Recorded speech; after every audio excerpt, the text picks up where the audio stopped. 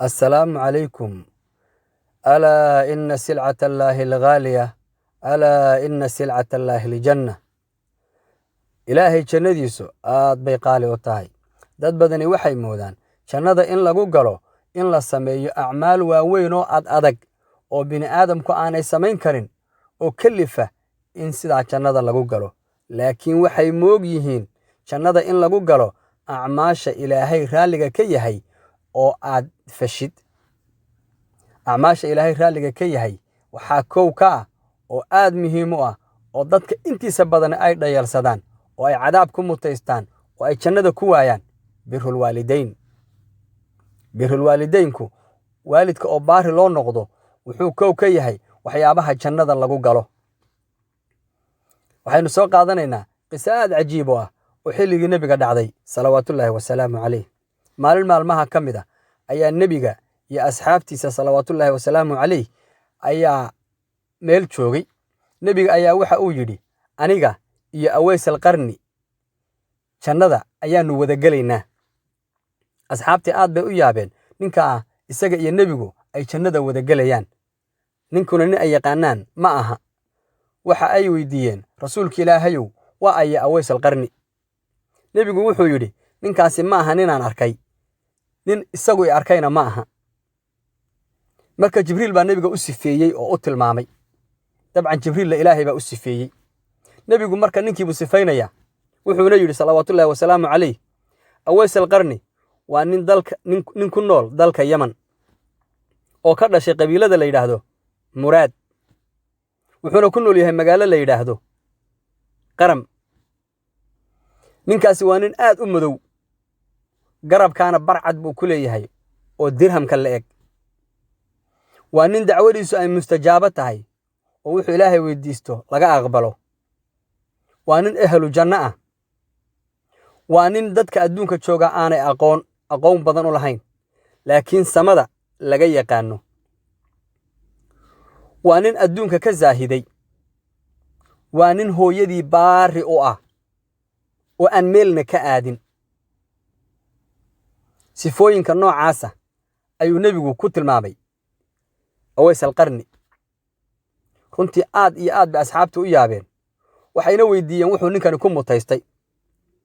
sidaan hore idinku sheegayna nebigu wuxuu sheegay ninkani inuu ku mutaystay waxyaabahaasoo dhan bacda aliimaan, in uu ku mutaystay baarinimada uu hooyadiis uu baariga u yahay. sifooyinkiisana waxaa ka mid ah inuusan hooyadii meelna ka aadin oo had iyo goor uu la joogo si uu u raalligeliyo oo ugu adeego oo uga farxiyo. nin mucjiso ayuu ahaa. wuxuu yidhi nebigu sala allahu calayhi wasalam, cumar binu khadaab iyo cali binu abidaalibow, haddaad ninkaa gaadhaan oo aragtaan ka ducaysta, ducadiisu waa mustajaabi ah. sidaas ayaa uu yidhi nebigu sala allahu calayhi wasalam. halkaas waxaan rabaa inaan idinla wadaago ninkani seebuu ku muslimay. ninkani wuxuu ku muslimay, asxaabtii ayaa qaar ka midii waxay yimaadeen Yaman, kadibna diintay soo gaadhsiiyeen. ninkani dadkaas safarka ku yimi Yaman ayuu wuxuu weydiistay diinta ay haystaan iyo waxa ay tahay iyo su'aalo ayuu weydiiyey. markay u sharaxeenna diintii islaamka ayuu qaatay. hooyadiisna diintii islaamka ayuu u bandhigay. iyaduna way muslimtay. isaga iyo hooyadiiba muslimiin bay ahaayeen. sidaas ayayna meesha ku noolaayeen. ma aadi jirin xajka oo wuxuu yidhi, hooyada inaan ka tago oo intaan xajka ku maqnahay ay dayacanto ayaan diidayaa. meelna kama aado oo hooyadii uu markasta la joogaa. waxaa dhacday marka in adeerkii uu xajka aaday. muddo kadib, ninkaasi muddo dheer oo uusan xajka aadin, waxaa halkaa dhintay nebigii sala allahu calayhi wasalam. waxaa ka soo wareegtay in uu Abubakar dhinto radiallahu canhu. muslimiintii waxaa madax u noqday cumar binu khadaab. xilligaa cumar binu khadaab uu madaxda muslimiinta u noqday ayaa waxaa xaj ka aaday adeerkiis. adeerkiis ayaa waxa uu la kulmay arrin la yaab leh.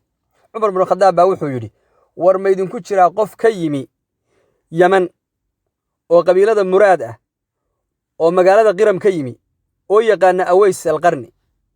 odaygii baa istaago wuxuu yidhi, aniga ayaa aqaana oo adeerkiis baan ahado walaalkay baa dhalay.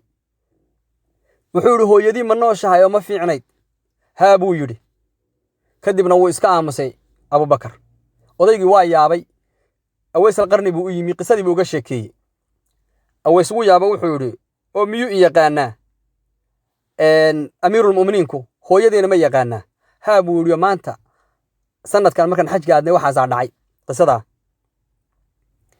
waa la iska joogay muddaa ka soo wareegtay aweys alqarni hooyadii baa dhimatay ninkii ahlu jannada ahaa kadibna xajku aaday isagoo xajka joogaa cumar wuxuu yidhi war aweysulqarni nin la yidhaaho yeman ka yimi maydinku jiraa sow sanad walba uu weydiin jiray haa buu yidhi aniga ayaa aweys alqarni ah kaalay waa ku hubinaya inaad aweys alqarni tahay buu yidhi horta nin madow wuu yahay wuxuu yidhi maxaad halkan u timi ma hooyadaabaa dhimatay markaasuu yidhi haa oo maxaad ku garatay suu yidhi nebigaa noo sheegay inaadan hooyadaa meelna ka aadin cajiib garabkaaga ka qaad buu yidhi marada garabka calaamaduu nebigu noogu kaa sheegay baan kaa eegayaa wuu ka qaaday bartii caddayd buu ku arkay wuu ku dhegey wuxuu yidhi adigii weeye nebigu suu noogu kaa sifeeyey weeyaan noo ducee oo maxaan kuugu ducaynayaa markaasuu cumar binu khadaab qisadii buu uga sheekeeyey ninkii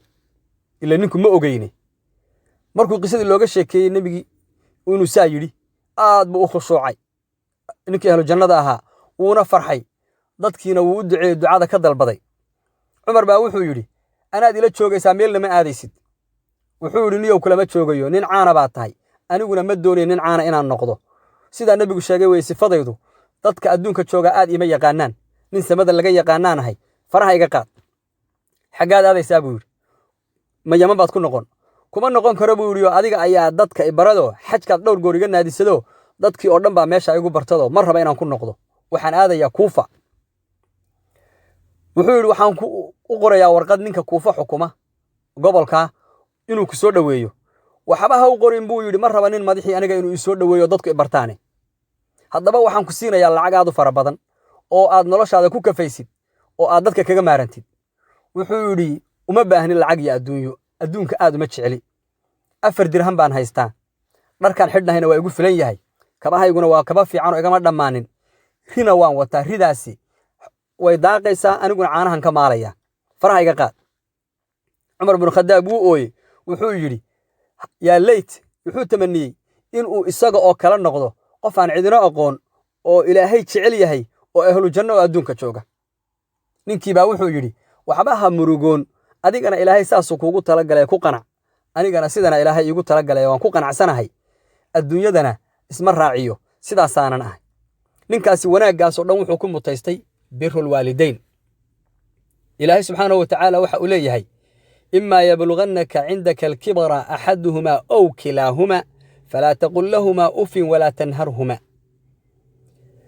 sidoo kale ilaahay waxa uu leeyahay garabkaaga u raarici oo isu dullee hadalkaaga iyo jidhkaagaba u debci waalidkaa oo kelmad ay ka xumaadaan dhagahoodii ay maqlin weliba u ducee waqul rabbi irxamhumaa kamaa rabbayaani sagiira dheh dad badani waxay yidhahdaan waalidkay ii ducee bay yidhaahdaan laakiin ilmuhuna inuu waalidkii u duceeyo waaba cibaado inaad waalidkaa u ducaysid jannaan lagu mutaystaa dad badani fursaddaasi way seegtay dad badanna fursaddaasoo la gudboon inay ka faa'iidaystaan inta adigu aadan dhiman oo haddaad dhimatid fursaddii baa kaa xidhmaysaa aad waalidkaa kaga faa'iidaysan lahayd hadduu waalidkaa kaa hor dhintana fursaddii baa kaa xidhmaysaa aad kaga faa'iidaysan lahayd jannada waxyaabaha lagu galo waxyaabaha ugu waaweyn bacda tawxiid waxaa ka mid ah birrul waalidayn haddaan waalidkaagu raalli ka ahayn oo aad dhimatid janno way adag tahay inaad gashid dad badani quraan bay akhriyaan way cibaadaystaan